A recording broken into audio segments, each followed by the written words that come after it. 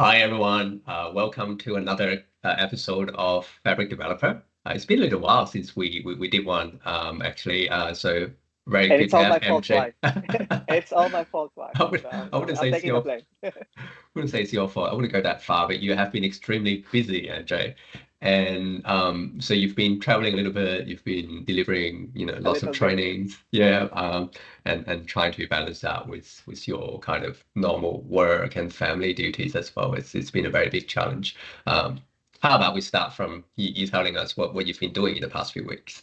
All right, yeah. So thanks for that, Dave. The past few weeks has been very, very interesting, and I think this is very important for me, and I think in general as well for Fabric, right? Because what I've been doing is that I've been to Mumbai, London, and Canberra, doing a lot of different fabric related activities, right? So in Mumbai and London, I delivered the partner training about fabric and databases and Gen AI in particular, right? Um, and I have a lot of reflections out of that. And then in Canberra, we basically technically kicked off one of the first I would say real and enterprise level fabric workload in the federal government. Obviously, I can't name what government agency that is, but like we are going green, in terms of that particular project. Going green in terms of fabric, going green in terms of like that particular project kicking off and like starting very soon. I think it has started. Yeah. So Awesome. yeah, and also been doing some podcast guesting here and there, doing some guesting here and there, chatting to everyone as well, Yeah. interviewing people. So still all around fabric, right? Yeah, Fabric and a bit of AI here Yeah. and there as well. But I think we'll focus today's session around training, right? Yes. There's a lot of we've attended a lot of training sessions to learn stuff, and you've been doing a lot of training from knowledge transfer side of things as well, right? You're passing your knowledge on to others, and my understanding is that you've got a lot of very good feedback Yes. in the past few weeks. And so this episode is about, okay, what makes a good trainer in the first place? And love to hear audience feedback about, whether, certain things that you like about training, certain things that you don't like so much about, the training, the various training sessions you've been to as well. In terms of the feedback you've got, MJ, Mhm. you're relatively new to the Yeah. MCT program, so you haven't been like a train the trainer thing for a long time, but you seem to hit some spot, right? Like, Yeah. why do you think that is the case? Okay. Yeah. That's a very good question, Dave. Right. Why is that the case? I think training is very tricky, right? Like just like any other movies that we've been watching, like things like Karate Kid or any sort of like mentor mentee relationship, right? Like you need to be at a certain point first before being a trainer, right? Like there's that invisible line somewhere that says, hey, you need to get to this point before you training someone, right? And there's no actual rule, especially in technology, right? Like in other sports and disciplines, there are actual rules, right? Like you need to be spending 10 years doing that, 5 years doing this, like, there's a council, blah, blah, blah, and stuff like that. But in technology, what I've noticed is that there is no such rule that says that, hey, you need to spend 30 years of your life working on this before you can become a trainer, right? I think that's one very important aspect. But then now, so begs a question, like what then is required to become a trainer, and what makes an effective trainer? So I think the natural prerequisite I think is important is the experience and context to that particular material, right? Like in particular, I'm doing a lot of fabric training, a little bit of Azure OpenAI training as well, and I won't be able to train people if I'm not working on actual fabric projects, if I don't know what fabric is, right? Like that's already a given, right? But what makes myself different versus to, let's say, a full-time trainer or like a full-time educator in that regards is that I'm not after the volume. I'm after the density of the material or the density of the content. Meaning, you like I'm training actual individuals and professionals who are like they have real job to do, right? Like they have real work to do as well.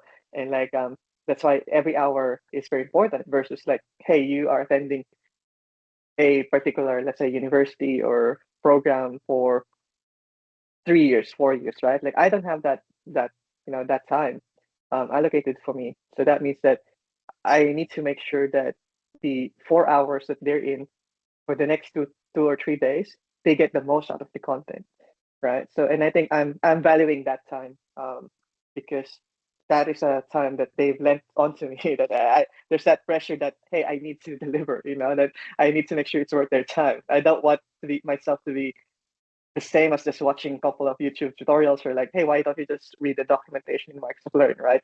Or why not just read the slides? We'll hand over the slides anyway, right? So there's that important aspect that I think is important for me. And whenever I'm delivering, I always stick to that the audience is important. There's a reason why they're here, and I want to make sure that they will stick around, right? I think that's for me is the personal reason why I think I'm effective, right? Yeah, there's definitely a lot of things that goes into like the training sessions and being a good trainer. You covered some of the aspects just now, but I think there's like definitely there's more things that you can't really describe, like the way that you will talk about a particular topic. What kind of personal style you add into it. And somehow that combination. Thug with people. Like they get stuff out of it. You probably have a good way of communicating that, allowing people to listen to. Mm-hmm. Right? Yeah, Even so even there's that storytelling aspect. Yeah, you're right. Yeah, yeah. yeah, definitely. So thinking about just from purely the audience perspective, right? Well, they're there to learn. And you being the person on the stage already give you certain authority. But still, like people want to be there to kind of learn as much out of that 1 hour, 2 hour, or a whole day session out of you as possible. But 1 hour, 2 hour compared to the full day is very different kind of Mm-hmm. intensity as well. So like the structure and everything, like it all makes a lot of difference as well, right? I'm sure. Like, but the other thing I do wonder is when you train in different parts of the world. Yeah. Do you find any difference between the audience? Like, do they behave the same? Yeah, like, do you find any differences? There are nuances, but not really differences, right? And I think what I've noticed is that um, they're not really differences, but it's more around like it speaks more around the actual personality and the sort of like reason of that student on why they're there and their expectation, right? It's more around that rather than saying Mumbai is like this, London is like that, and Sydney or Australia is like this, right? Um, I think my perspective is more around like there are individual nuances wherein like some would want to ask questions straight away, but others would want to have that solo time with you, after like during breaks or during the networking hour, right? But one way or the other, what makes very consistency across these three different audiences, right? Like one, because the audience is a Microsoft partner, meaning like they already know Azure, they already know the Microsoft ecosystem to an extent, right? They've been working with databases already and stuff like that. That's why there's already a level of experience required to attend that particular training I'm doing, right? So it's not like purely, hey, I don't know anything, teach me something, kind of like experience, right? And that on its own is different, and that on its own is also a different skill that someone needs to have. And I think you're good at that, Dave. Like that someone who doesn't know much, like making things simpler for them is another skill, right? But for me, I think my skill or like my actual strength is those who are in the field, who have experience, who are professionals, and they're looking to have further guidance on what's next or what's coming or where to go, right?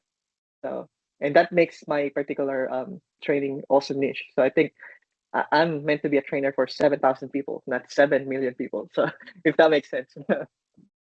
Yeah, definitely. Because yeah, the more recent trips that you've been to, obviously, it's for people who already have a basic understanding of a lot of stuff.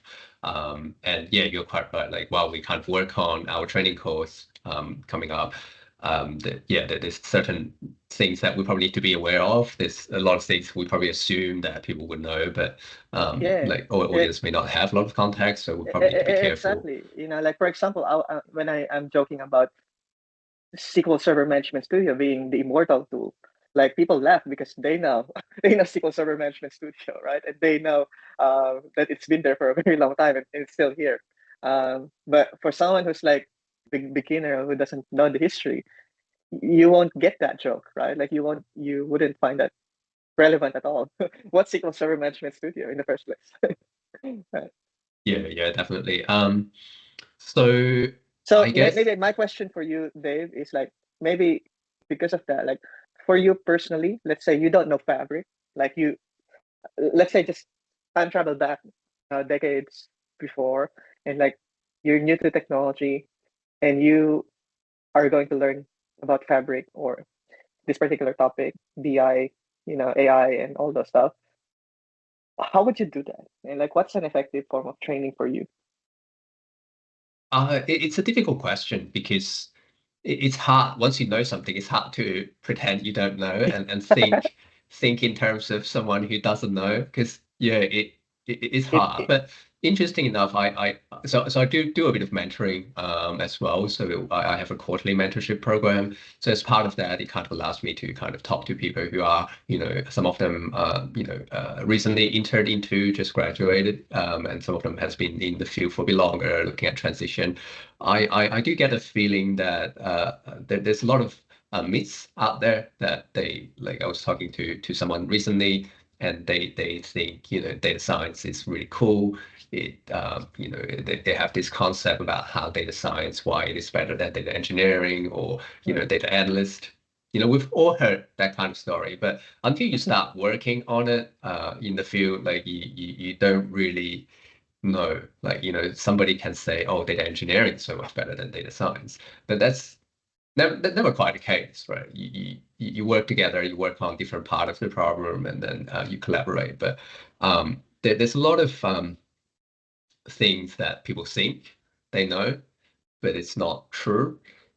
So I think that's that's probably some of the areas yeah. that it's really hard to pretend that I think data scientists is so much better, cooler than data engineers, right? It's so hard to pretend those kind of things.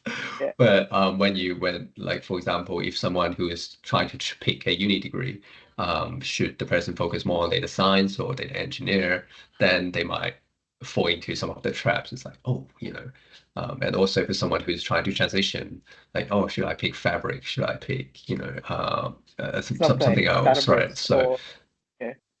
yeah, exactly. Yeah, So I get what you mean. y- And also there's there's always that personalization, personal experience circumstances, right? Like we're in my first job is this and I'm just like a clay and ready to be molded.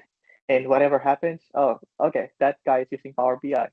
My manager, he's using Fabric. Oh, the Greg is using SQL Server, right? And then you move to another company and like, turns out Shayla is using Tableau.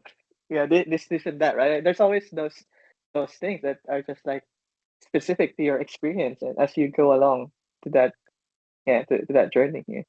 yeah, and there's some underlying thing, right? Doesn't matter what tool you use, Tableau or Power BI, for example. There's that underlying uh skill about how do you design a Yeah, visualization, right? modeling, That right? Like yeah, modeling data is kind modeling. of universal, right? Yeah. And SQL and Python and I guess visualization are probably three of the very fundamental skills that I think anyone who work in data, like, doesn't matter what's your job title, you need to know those three. So I think through our training, we'll definitely try to cover some Yeah, of those basic concepts as well and try to demystify some of the ideas out there. And also, there's things that people think are difficult, but they tend to be not very difficult, right? Like, so people who haven't done data science, for example, they might feel, oh, training a model or Yeah, deploying yeah, a model or training a model might be really hard. For someone who hasn't deployed a model might feel, oh, deploying a model might be really hard. But in reality, there's just a few lines of code, right? So we definitely want to cover a topic in depth, but also need to yeah, kind of make sure and, people understand that it's not that hard, yeah, and get that into it. also goes to the tooling as well, right? Like, and again, this is why I like Fabric, right? Like, because they are meant to be easy to get started with, right? But then there will always be like, hey, what if I want to do it in code? What if I want to do it this way, that way? What if I want to do that? Those different permutations, right? Fabric would allow you to do that. You just have to, yeah, like, because it's meant to be like that. It's not meant to be like, this is the only way, this is the only thing. Everything needs to be in a Fabric pipeline and like, Fabric notebook or something like that, right? And I think that's why when we start doing this training for the training for Fabric, I think that's why Fabric is a good learning tool, right? Because of that, we don't have to spend the first module setting up things. You don't have to spend the first few days setting up a cluster, doing this and that. We focus straight away to the relevant information, relevant topics, right? Yeah, 100%. So I think, whether you are getting into Fabric or just getting into data in general, I do feel that the course that we're about to kind of put together will add a lot of value just to help you understand how it actually works in the industry. As we mentioned at the beginning, MJ, you've got loads of experience in as a consulting because your exposure is always like really wide Yeah, across industry, etc. And I've been kind of moving around in different job roles as well. So definitely got my own taste of how data industry looks like from a non-consulting point of view. So I think combining the two will come up with something that not only will help you to pass the certification, but you also learn like what data engineering in real job is actually about. You will learn other practical delivery tips mhm, from us as well. This is more than just passing the exam. This is really trying to help you to actually do your work more effectively or get into the industry in a shorter period of time as well. absolutely. Well, can't wait for that course to be published in few months' time. Yeah, so I guess stay tuned. If you're Yeah, watching this, yeah, we'll keep you posted when it's ready. yeah, yeah, definitely. We've got a lot of work to do. So, MJ, if you before you actually join, you actually complain about the time shortage. So we'll see how much I can squeeze out of you for the next few months as well. Absolutely. Yes. Awesome. Awesome. All right. All right, Thanks stay everyone for tuned. watching. Stay Thanks tuned and we'll everyone. keep you posted. Bye bye. Bye.